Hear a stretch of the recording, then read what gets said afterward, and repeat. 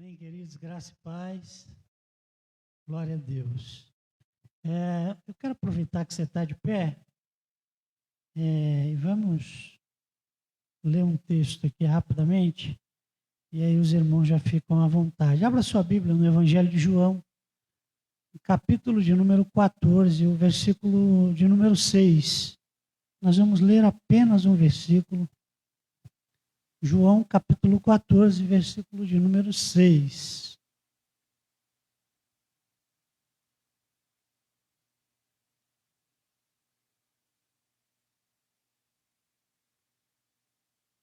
Glória a Deus, podemos ler? Bom, a minha versão diz o seguinte: Disse-lhe Jesus: Eu sou o caminho e a verdade e a vida. Ninguém vem ao Pai senão por mim. Amém? Glória a Deus. Vamos ler junto? Disse-lhe Jesus: Eu sou o caminho e a verdade e a vida. Ninguém vem ao Pai senão por mim. Amém? Pode tomar seu assento? Glória a Jesus. O pastor já orou para a gente compartilhar a palavra. E a gente tem aqui, queridos, um texto onde Jesus está fazendo uma grande promessa, talvez a maior promessa que ele poderia fazer antes de ser assunto aos céus. E hoje eu quero falar um pouco com os irmãos. Quero aproveitar para cumprimentar os irmãos que estão em casa com a paz do Senhor também. Nosso querido irmão Joaquim Jader está ali, firme, forte. Glória a Deus. Irmã Fernandinha, glória a Jesus. E os demais irmãos que estão aqui conosco, é uma grande alegria. Embora seja uma grande responsabilidade compartilhar a palavra do Senhor, eu quero dizer que estou muito alegre. E não sei por que estou menos nervoso do que nos demais dias. Talvez seja o Senhor me amansando, né? Me domando. Glória a Jesus. Estou muito feliz de ver os irmãos e de poder compartilhar a palavra de Deus. Então, queridos, nós vamos falar um pouquinho hoje acerca desse texto de Jesus, onde, como eu estava dizendo, nós temos aqui a maior promessa, a mais importante promessa que o Senhor nos deixa antes de ir para o Pai, né? Ele está aqui nos versículos anteriores, Jesus está consolando os seus discípulos, porque dentro de um pouquinho mais de tempo, o Senhor ele vai ser elevado aos céus. E os seus discípulos, aqueles com quem Jesus conviveu por pelo menos 3 anos e meio, não irão mais ver o Mestre. Mas Jesus deixa para aqueles homens um destino e um propósito, né? E qual é o destino que Jesus deixa para aqueles homens? É o céu. O Senhor deixa a promessa de que Ele vai, mas que em breve ele voltará para buscar aqueles a quem ele deixou, para que onde o Senhor estiver, eles possam estar também. Essa palavra é para nós, para eles e para nós, né? O Senhor diz: eis que eu vou para o Pai, mas eu voltarei, eu vou preparar-vos lugar. E se eu for preparar lugar, eu voltarei e vou levar vocês para estarem comigo. Então Jesus deixa o destino daqueles homens traçado dentro de um propósito. Qual que é o propósito? Seguir no caminho. Jesus ele deixa a promessa da sua volta, mas ele diz: olha, vocês precisarão andar pelo caminho. Em outras palavras, Jesus está dizendo: se vocês seguirem os ensinamentos que eu deixei, vocês vão conseguir chegar no céu. Vocês vão conseguir estar comigo. Vocês vão alcançar todas essas promessas. E aí a gente pega situações da nossa vida ou da vida de outras pessoas e começa a comparar, né, o destino e o caminho das pessoas, as escolhas que nós fazemos, as escolhas que muitas pessoas estão fazendo nas suas vidas. E a gente percebe o seguinte: não adianta nós termos o caminho, a direção, o direcionamento, obrigado, termos o recurso e andarmos na direção errada. A exemplo disso, se você pegar, por exemplo, vou dar um exemplo aleatório aqui, por exemplo, se você pegar um cara que é perito, né,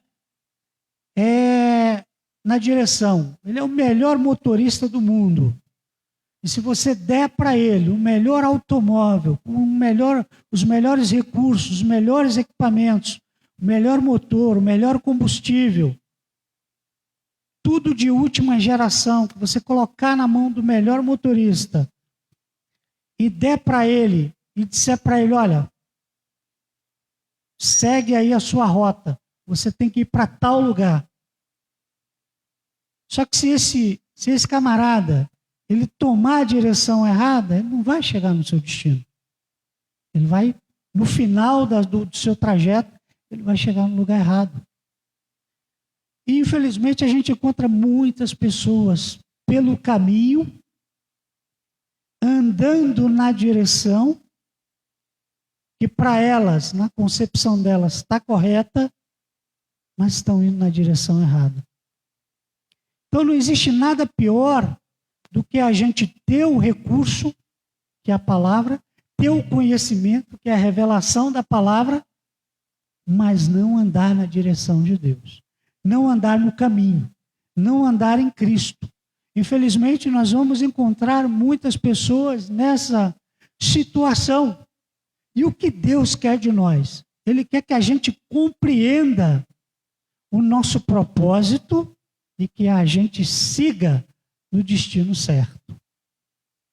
Esse talvez seja o grande dilema de muitas pessoas. Porque Jesus diz, olha, eu sou o caminho. Mas às vezes as pessoas acham que estão andando em Cristo e na realidade estão indo na direção errada. Porque não estão fazendo aquilo que o Senhor pediu que fizesse, aquilo que o Senhor ensinou que fizesse. Não estão, de fato, obedecendo todas as ordenanças e mandamentos que o Senhor deixou. Né? Tem um outro exemplo que eu queria dar, que era um grande guerreiro, havia um grande guerreiro, o melhor guerreiro de uma tribo. E esse guerreiro, ele descobriu que o seu país estava em guerra, e ele pega ali a sua armadura, pega o seu cavalo, pega ali o seu escudo, e ele parte em direção à guerra. E ele vai desesperadamente para combater, porque ele é o melhor guerreiro, ele é o mais capacitado, dotado de todo o conhecimento. E quando ele chega num determinado lugar, ele para ali para descansar e dar alguma coisa para o cavalo comer e beber. E aí chega um senhor muito simples e diz para ele, olha, eu posso te ajudar em alguma coisa? E aquele homem, na sua soberba, na sua arrogância, ele pergunta para aquele senhor, como que o senhor pode me ajudar em alguma coisa? Eu sou perito naquilo que eu faço. Estou indo ajudar o meu país na guerra. E aquele senhor diz para ele novamente, olha, mas eu acho que eu posso te ajudar de alguma forma. E aquele moço novamente é áspero com aquele senhor. E repete a mesma coisa, eu estou indo servir o meu país na guerra, eu vou ser útil lá, eu sei para onde eu estou indo. E o senhor diz, olha, eu acho que eu posso te ajudar. E ele diz, mas por que o senhor pode me ajudar? E aquele senhor diz para ele, olha, você está indo para a guerra, defender o seu país. Só que você está indo para o sul. e a guerra fica para o norte. Então, a gente precisa refletir para onde de fato nós estamos indo. Se de fato nós estamos levando a sério aquilo que nós temos como regra de fé e de prática, como filosofia de vida. Nós precisamos rever muitas das vezes o nosso conceito e também o nosso caminho. Porque às vezes a gente está no caminho, mas por vezes a gente está indo na direção errada. Por vezes o nosso entendimento fica cego. Por vezes a nossa visão fica turbada. Por vezes no caminho a gente encontra distrações. Por vezes nós tropeçamos em pedras pelo meio do caminho. E isso muitas das vezes nos tira da direção. Todas as vezes que nós paramos de olhar para o alvo, a chance da gente perder o foco, ela é muito grande. Né? Os irmãos aqui que têm um pouquinho mais de idade, como eu, que usa óculos, quando a gente está sem óculos é uma luta, né? Mariana sabe disso. Quando a gente está sem óculos é uma agonia, porque a gente quer ler uma coisa que está ali diante dos nossos olhos e a gente precisa ficar. Por quê? Porque a gente perdeu o foco. E na vida espiritual, queridos, na vida cristã, é exatamente a mesma coisa que acontece. A gente não pode vacilar, porque se há uma coisa que o inimigo da nossa alma é perito, é em colocar distração diante dos nossos olhos. É em colocar diante de nós coisas que vão seduzir a nossa visão e vão tirar o nosso olhar do alvo. Então, nessa noite, eu quero te convidar a refletir nessas questões para que você não perca o foco. Porque, querido, Deus, Ele vai trazer ou permitir que chegue coisas na nossa vida que nós vamos, muitas das vezes, achar que é até o inimigo. E eu quero abrir os seus olhos aqui para uma questão, é que eu particularmente acredito que as coisas que vêm de Deus, elas são muito mais para nos provar, para provar a nossa resistência, a nossa capacidade, para provar a nossa fé, do que para nos dar aquela impressão de que está tudo bem, está tudo maravilhoso, está tudo no esquema, não está acontecendo nada. Quando não está acontecendo nada, provavelmente é porque o inimigo está agindo. Porque, querido, nós só somos provados em situações que vão nos desagradar. Nós só seremos provados em situações que, infelizmente, vão gerar em nós dores, vão gerar em nós angústia, vão gerar em nós tristeza, vai gerar em nós algum tipo de dificuldade. Porque quando está tudo bem, quando está tudo maravilhoso, querido, a gente precisa se preocupar. E o Senhor Jesus, Ele ensina isso para os seus discípulos. E Ele diz, olha, fica no caminho, não saia do caminho. Eu sou o caminho. Tomé ainda dá uma duvidada ali e tal, como saberemos? Ele fala, não, eu sou o caminho. Você precisa confiar. Porque o que Deus tem para nós vai além daquilo que nós, está muito acima daquilo que nós podemos pedir ou pensar. A gente está acostumado a orar a Deus para pedir coisas e favores, coisas que vão alimentar o nosso corpo, alimentar o nosso ego, que vai alimentar a nossa autoestima. E isso, na realidade, isso só nos atrapalha. Isso só nos faz regredir, isso nos faz ficar mais distantes de Deus, porque quando a gente coloca os olhos naquilo, nas coisas materiais, a gente perde a visão do céu, a gente perde a visão de Deus, a gente perde a visão da humildade real que Deus quer que nós tenhamos. Entende? E o Senhor, Ele nos convida a refletir na sua palavra de forma muito clara. Quando nós vemos a situação de Jó, os irmãos conhecem muito bem aí, a situação de Jó, aquilo que Jó passou, foi algo terrível, né? Foi o diabo? Não, foi o próprio Deus que permitiu que Jó passasse por aquela situação, e a gente não quer sofrer nem de unha encravada, né? A gente tem uma unha encravada e a gente fica ali agoniado, nossa, que coisa horrorosa, eu preciso tirar isso aqui, eu preciso furar, eu preciso ir no médico, eu tenho que tomar uma benzetacil. É algo terrível. Mas o Jó estava lá, andando na linha, um cara fiel, temente, reto, orava, jejuava, sacrificava. E aí o Senhor permite ele passar por tudo aquilo. Foi o diabo? Não. Deus só chamou o capeta e falou, vem cá, coisa ruim. Está vendo meu servo Jó? E ele falou, eu vi ele lá. Estava lá rodeando, mas ele está lá.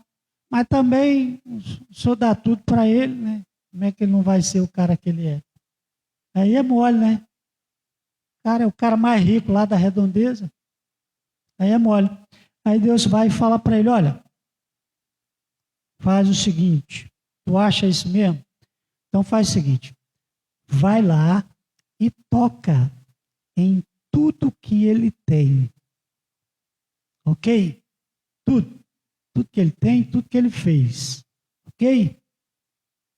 Você só não vai tocar no que ele é. E aí o diabo vai achando que vai abafar, né? E aí tem aquela história toda que você conhece, é uma história triste. Todo mundo torcendo para que a mulher de Jó morresse, ela não morre. A mulher de Jó fica lá vivendo, não acontece nada com aquela mulher. Né? A mulher ainda reclama de Deus, amaldiçoa esse Deus e morre. Mas, queridos, você sabe por que não aconteceu nada com a mulher de Jó? Nada. A mulher de Jó não teve nem uma unha encravada, nem a cutícula fora do lugar. Sabe por causa de quê? Por causa do que Deus falou para o diabo. Olha o que Deus falou para o diabo. Toca em tudo que ele tem, tudo que ele fez, tudo que ele construiu. Mas você não pode tocar naquilo que ele é. E agora eu vou falar uma coisa que as irmãs vão gostar. Sabe por que a mulher de Jó não foi tocada? Porque a mulher de Jó, ela não é nada. A mulher de Jó, ela não é nada que ele fez. A mulher não é dele. E sim parte dele. Então, como parte dele, ela não podia ser tocada. Então, a minha mulher era parte de mim. Entende? Então, a sua mulher é parte de você. Vocês são uma só carne. Então, por isso que o diabo não tocou na mulher de Jó. Né? Infelizmente, perdeu todos os filhos. Infelizmente, perdeu todos os bens. Perdeu a própria saúde. Mas a bendita ficou lá intacta. Por quê? Porque ela é parte dele. Ok? Então, glória a Deus, porque Deus cumpre a sua palavra. E Jó depois foi reerguido. Jó, ele restaurou lá a sua saúde. O Senhor restaurou tudo, né? E foi bênção na vida de Jó. Mas o que é que a gente aprende com isso? A gente aprende que Deus, muitas das vezes, permite que a gente passe por situações difíceis, por situações dolorosas, por situações sofríveis, por situações que a gente vai lamentar, né? Mas a gente precisa ter em mente e crer com todo o nosso coração que o nosso Redentor vive e que, por fim, ele se manifestará, ele se levantará. Amém? Glória a Deus. Queridos, eu quero pedir a vocês aí, vamos ler. Coloca para a gente aqui o Salmo de número 23, porque eu quero compartilhar aqui mais um ponto acerca do propósito de Deus para a nossa vida, né? Deus tem seus propósitos e tudo que Deus fez é bom. Mas eu estava vendo o Salmo 23 e meditando e vendo algumas coisas. O Salmo 23,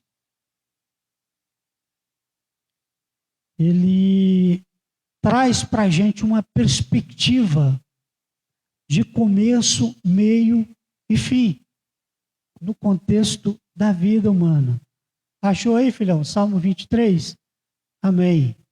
Vamos ler então? Salmo 23. A gente vai ler ele todo, ó. O Senhor é o meu pastor, nada me faltará. Vamos ler junto? Vamos lá? No 3.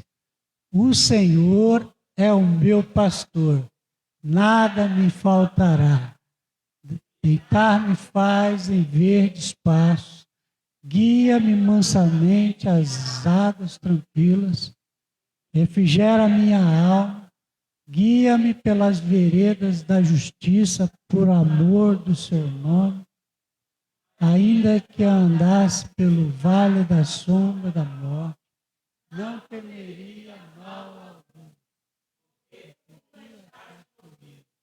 A tua vara e o teu cajado me consolam. Preparas uma mesa perante mim, na presença do Deus inimigo. Unges a minha cabeça com óleo, o meu cálice transborda.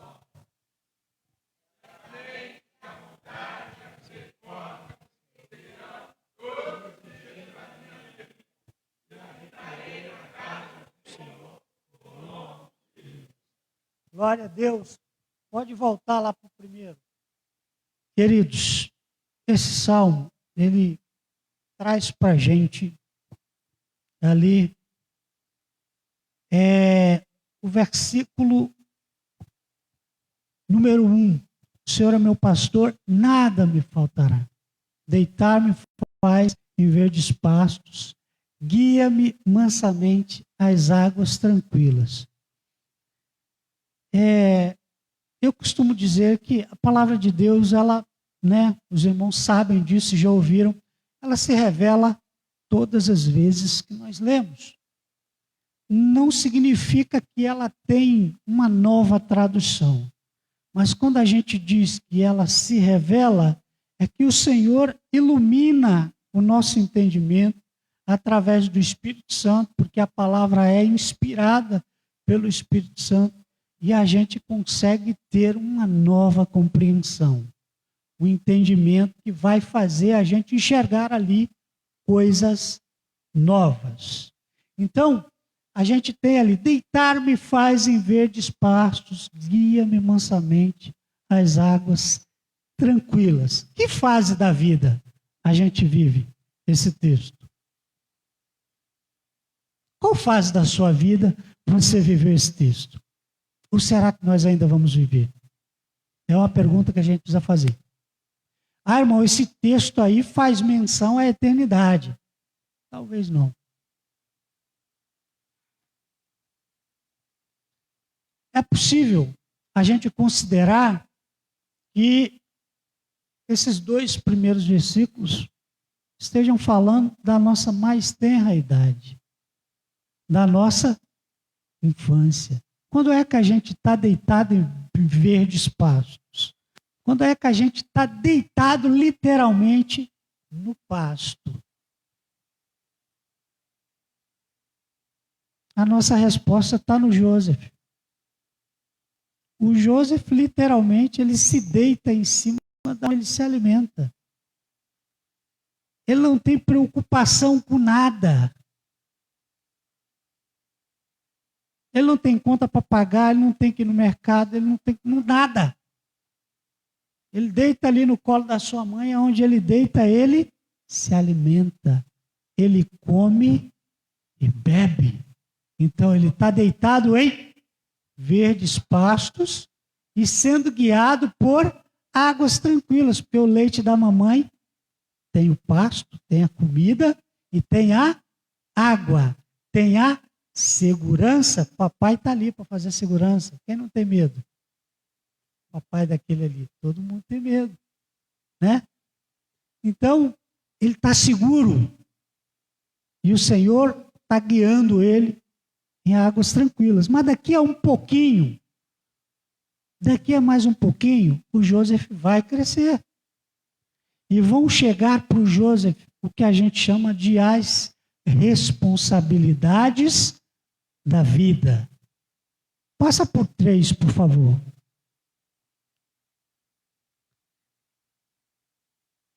Refrigera minha alma, guia-me pelas veredas da justiça, por amor do seu nome. Ali a situação começa a apertar um pouquinho, porque o Senhor refrigera a nossa alma de fato, e Ele nos guia.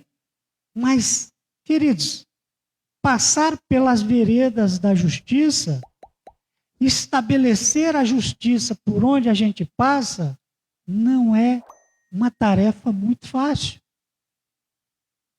Por quê? Porque a justiça na vida do pastor Elias se cumpre a partir daquilo que ele vive, da forma como ele vive.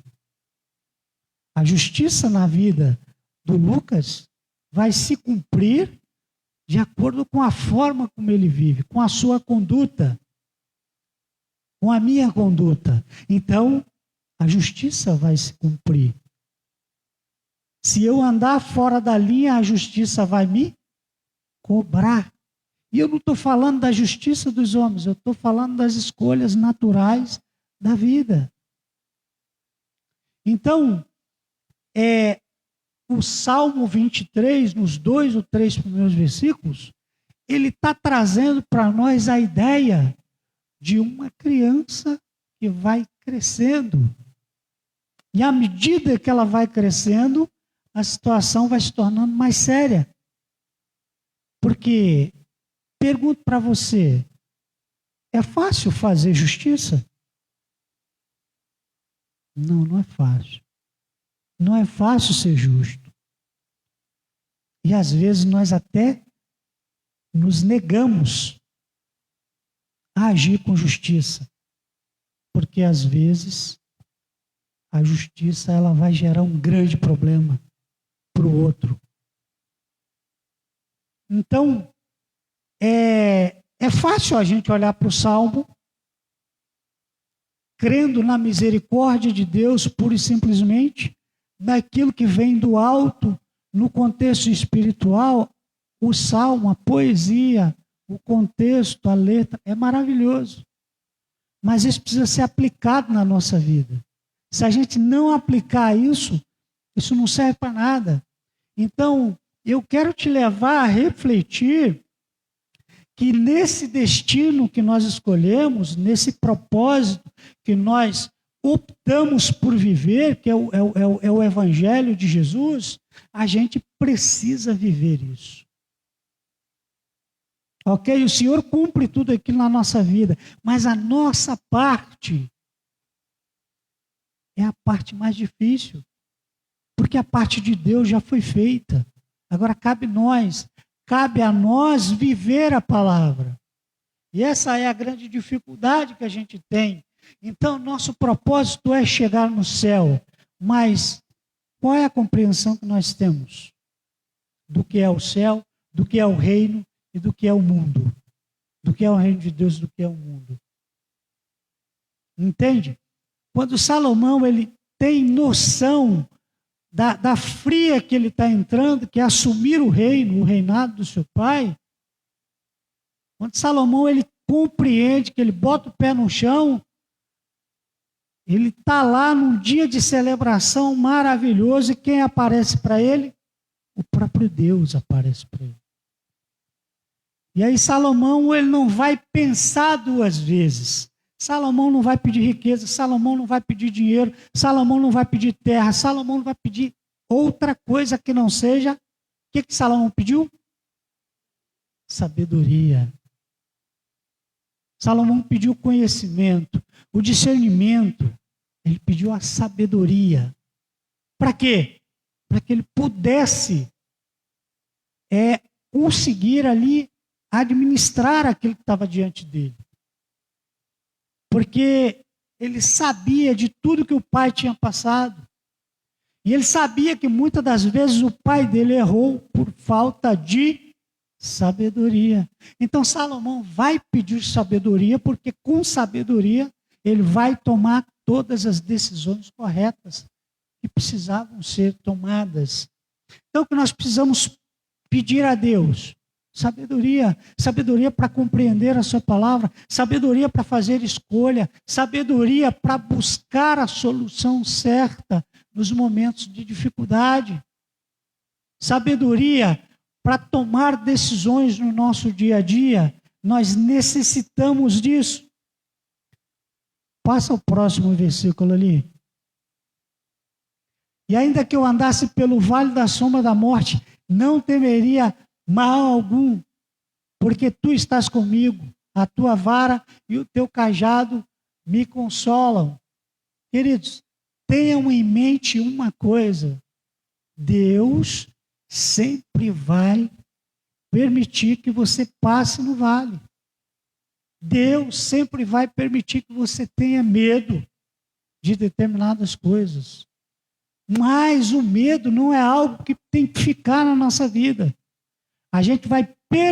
Deus vai permitir que a gente passe por isso, mas a gente precisa vencer, porque a nossa prova é passar pelo vale da sombra da morte. Porque quando a gente passar pelo vale, nós estaremos prontos. Aonde é que a gente vai vencer os nossos medos? É no vale da sombra da morte. Onde é que a gente vai vencer as nossas fraquezas e dificuldades? É no vale da sombra da morte. Se a gente não passar pelo vale, nós não seremos provados. Então nós não vamos buscar isso com as nossas mãos, mas isso vai acontecer de forma individual na vida de cada um. Todo mundo, quem ainda não passou, passará em algum momento. E muitas pessoas passarão até mais de uma vez. Mas a gente precisa ter em mente que isso é um vale. E todo vale tem começo, tem meio e tem fim. E no vale você não vai estar sozinho, porque o Senhor está contigo. Veja ali o que o Senhor disse: olha, a tua vara e o teu cajado me consolam. O Senhor, Ele garante para nós o consolo, Ele garante para nós a companhia, o Senhor garante para nós a sua presença. Agora a gente não pode, em hipótese alguma, perder a nossa fé e jogar a toalha. O grande problema é que as pessoas não estão preparadas para sofrer pressão. Nós não estamos preparados para ser humilhados. Porque às vezes com questões muito pequenas, que a gente se sente desconfortável, a gente já fica todo melindroso.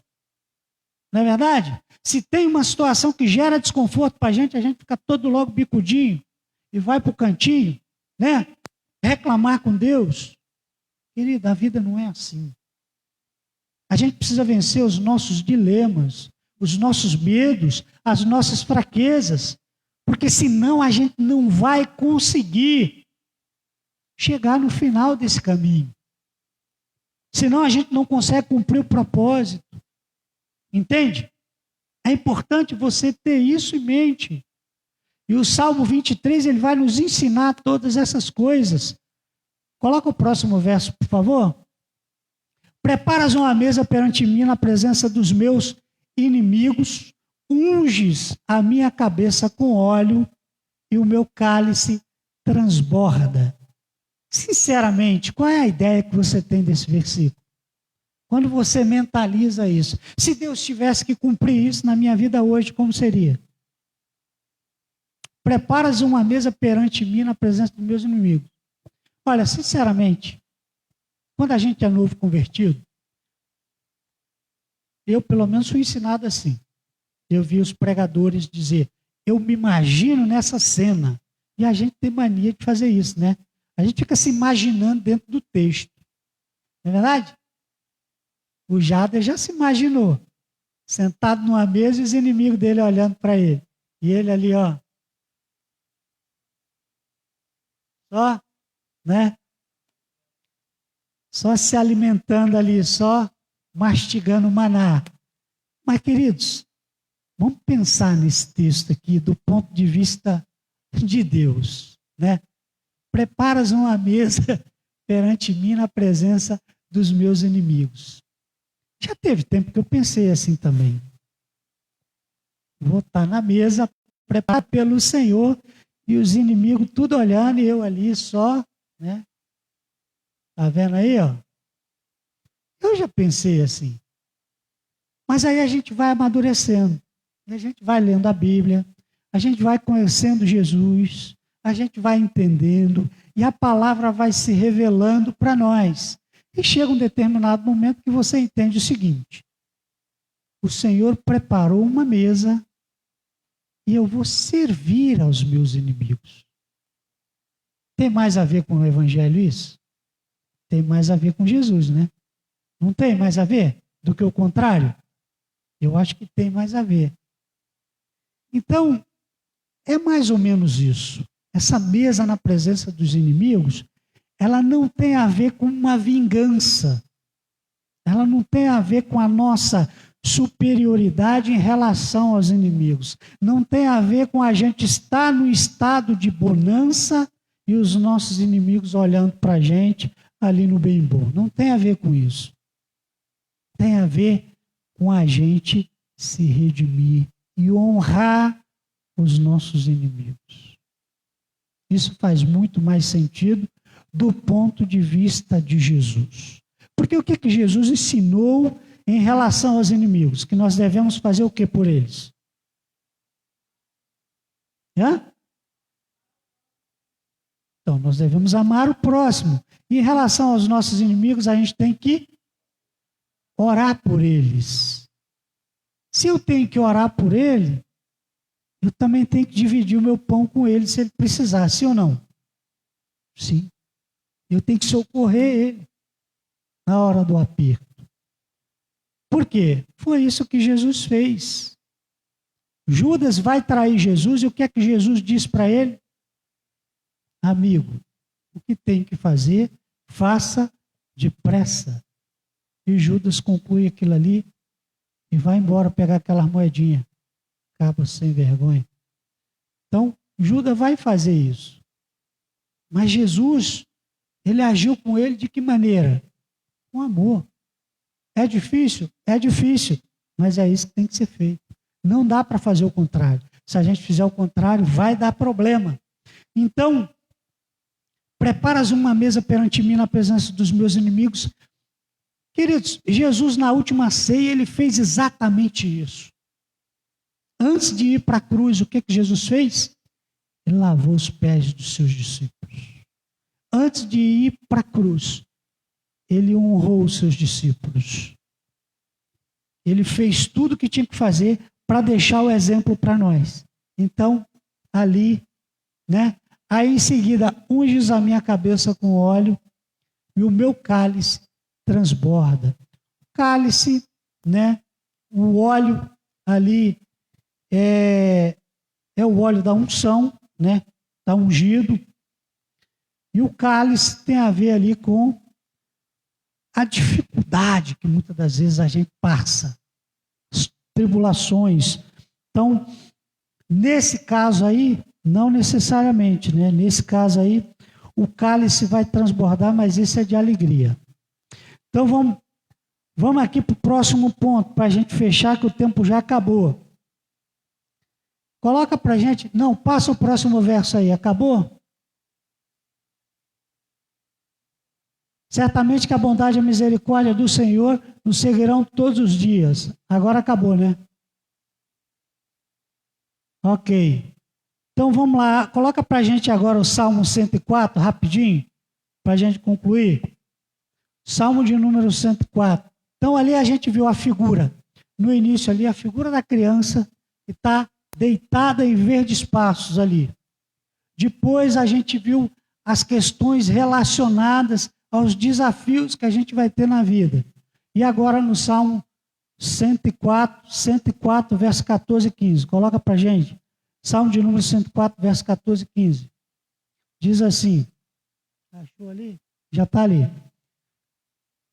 Faz crescer a erva para o gado e a verdura para o serviço do homem, para fazer sair da terra o pão. Verso 15.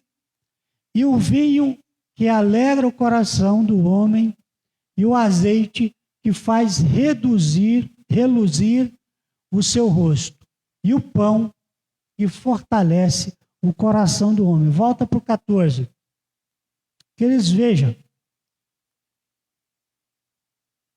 O Senhor faz crescer a erva para o gado. De que erva é essa? Está falando de toda a erva que é consumida pelos animais. Então o Senhor cuida dos animais. E a verdura para o serviço do homem. Essa verdura, ela é tudo que nasce da terra, né? As frutas, legumes, verduras, tudo que vem da terra. Mas tem uma figura que eu quero inserir dentro desse contexto, que no contexto daquilo que o homem colhe, daquilo que ele tira da terra, né? Quais são as figuras mais importantes no contexto da linguagem espiritual? Biblicamente falando, o trigo, a uva e a azeitona. Isso é alimento? Sim, é alimento. É consumido pelo homem? Sim, é consumido pelo homem. Mas o que é mais importante dessas três coisas é que do trigo nós vamos extrair o pão. O pão é o que vai dar sentido à comunhão. Porque o pão é o elemento que o Senhor parte na ceia e ele distribui para os seus discípulos, e aquilo ali é o símbolo da comunhão. No ato da Santa Ceia, quando nós repartimos o pão, nós celebramos em memória do Senhor, né? Então, o pão é o alimento, ele simboliza o corpo do Senhor quando nós repartimos, né? A uva é o que gera o vinho. Então, quando se faz essa transformação do alimento para o vinho, a gente tem o elemento mais nobre que aquele fruto pode nos servir, que é o vinho. E o vinho representa a alegria da comunhão. E depois nós temos a azeitona. Da azeitona a gente retira o óleo, que é o terceiro elemento que está na mesa, está na ceia. O óleo, ele não é servido, mas ele está ali. Ele faz parte dessa tríade. O trigo, o pão. A uva, o vinho. E a azeitona, ou a oliveira, como você preferir, o azeite. Essas três representações, para a gente chegar na parte nobre desses três produtos, há um processo no qual a gente precisa se submeter na nossa vida. A gente precisa viver. Como é que a gente consegue fazer o pão com o trigo inteiro? É impossível. Ninguém faz pão com grão de trigo inteiro. O trigo ele precisa ser literalmente moído. Sabe como é que se moía o trigo antigamente? Com pedras gigantes em forma de cilindro. Se jogava o trigo ali e os animais iam rodando e aqueles cilindros iam girando e o trigo ia virando pó. A uva, a mesma coisa.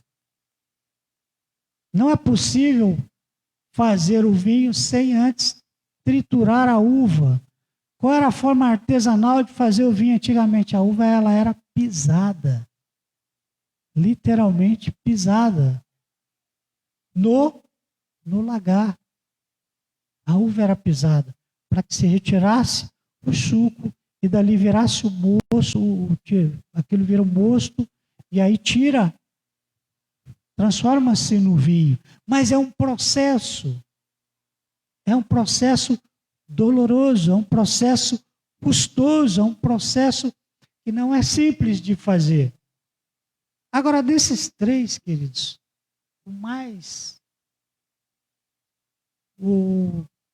não menos, mas um processo também terrível, é o da azeitona.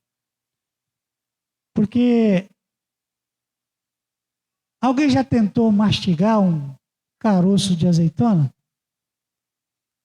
Se você não tentou, não tenta não.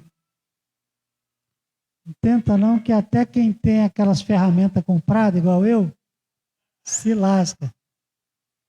Não vai não. Vai por mim. É um negócio duro demais. É horrível. É um negócio terrível, é muito duro. Então, o processo de extração do óleo é algo, queridos, que é de uma violência que você não imagina.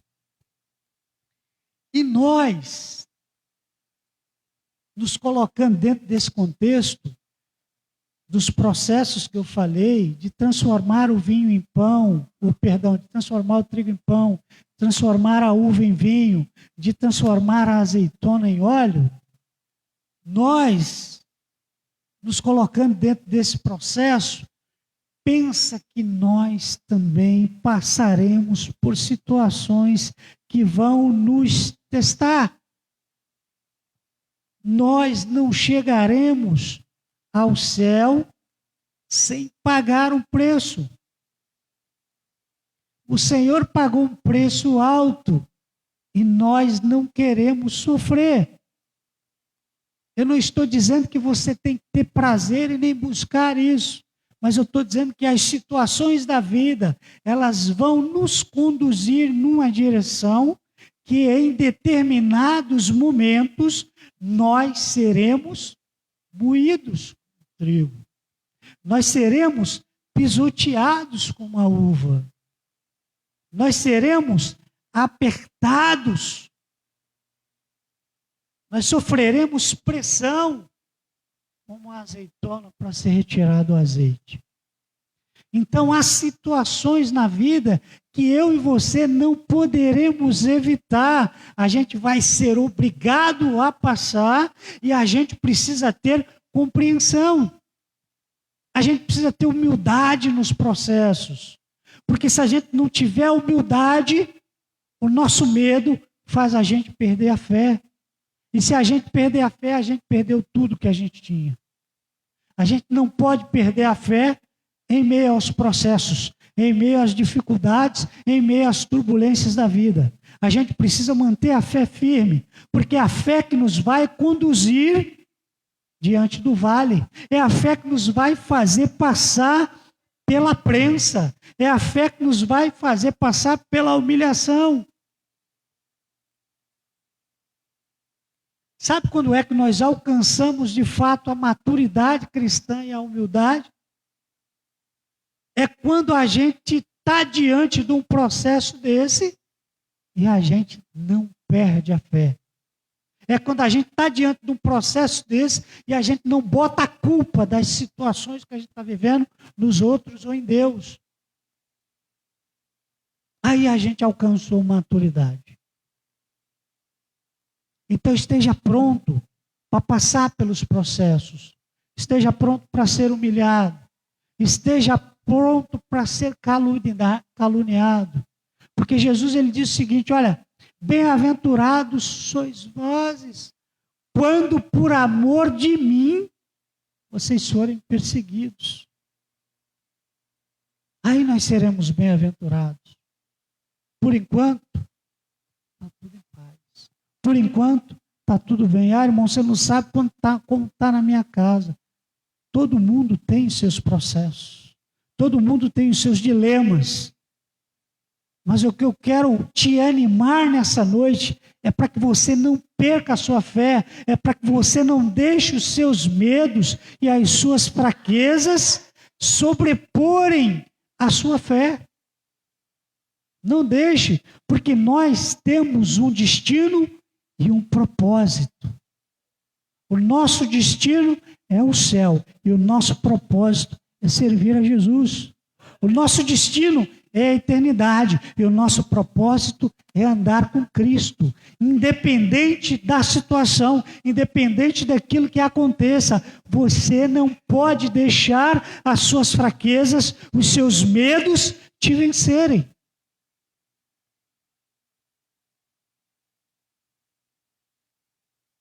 Queridos, isso é sério que a gente está falando aqui. Isso é muito sério.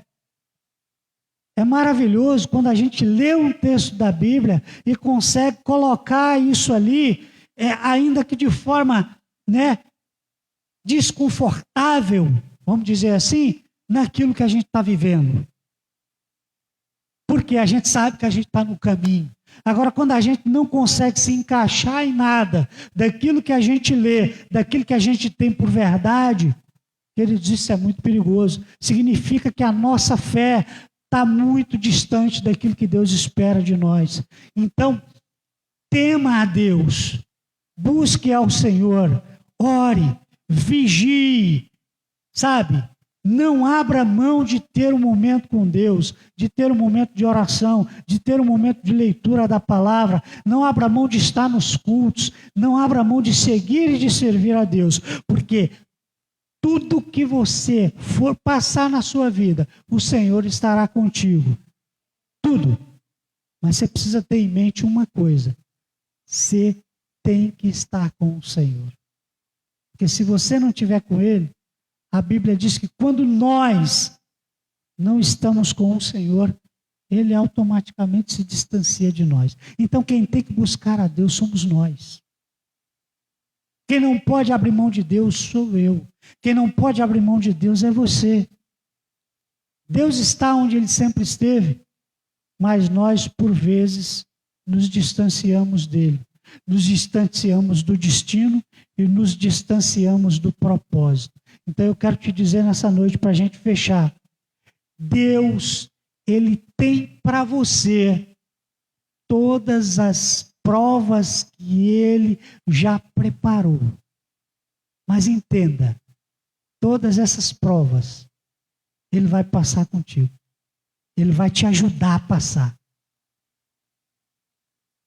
É bonito quando a gente fala, irmão, as bênçãos de Deus estão sobre a tua vida. E você sabe disso. É maravilhoso e elas de fato estão. Mas entenda uma coisa. Não existe bênção, não existe vitória sem luta. Não existe bênção sem provação. Toda bênção, ela vem antecipada por uma provação. Toda. Então, toda vitória, ela é precedida por uma luta. Ninguém ganha uma batalha sem passar por uma luta. Então, toda vez que alguém falar para você, irmão, sua bênção, receba sua bênção. Ou você está na luta para receber, ou você ainda vai entrar na luta. Então, a provação de Deus, ela é para nos fazer crescer. Irmãos, é simples, pega o tempo dos discípulos. Quer perseguição maior, quer coisa mais terrível? Aquele tempo, hoje a gente tem a liberdade de abrir a nossa boca aos quatro ventos e falar aquilo que nós quisermos acerca do reino de Deus. Antigamente era proibido, ainda há países que são, e a gente ainda reclama muitas das vezes de vir buscar a Deus. Então, eu quero que você tenha isso bem claro na sua mente. O Senhor foi nos preparar lugar, mas enquanto nós não formos estar com Ele na glória, nós passaremos por muitos processos aqui na terra. E o propósito de Deus para que a gente chegue no destino é que nós cheguemos lá provados e aprovados. Amém? Que Deus te abençoe. Aplauda o Senhor.